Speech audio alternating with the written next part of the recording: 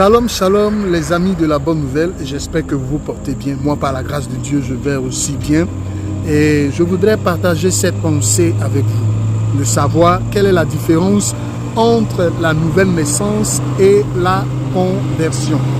Alors vous devez savoir ceci, c'est qu'à l'origine, lorsque l'homme a été créé, il a été créé pour répandre le royaume de Dieu sur la terre. Il a été créé pour contacter Dieu, pour porter Dieu et pour transporter Dieu. Il a été créé pour représenter Dieu sur la terre.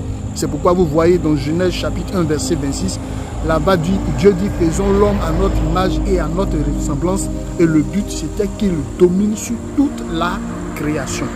Mais Dieu va donner une parole à l'homme, ce qui est ceci, de ne pas manger l'arbre de la connaissance du bien et du mal. Mais l'homme pouvait manger de tous les fruits et celui aussi de la vie. Alors, Ève étant séduite par le serpent, va manger de ce fruit et va en donner à son mari. Et son mari va manger. Et dès cet instant-là, Dieu va voir cela comme un affront. Dieu va voir cela comme une rébellion. Dieu va voir ça comme une désobéissance.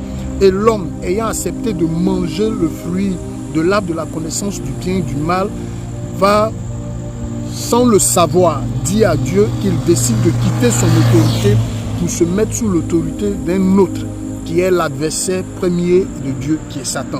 Et dès cet instant-là, l'homme va posséder une nature appelée la nature adamique. Cette nature a pour essence de se rebeller à Dieu, de s'opposer à Dieu et de faire tout ce qui est contraire à Dieu.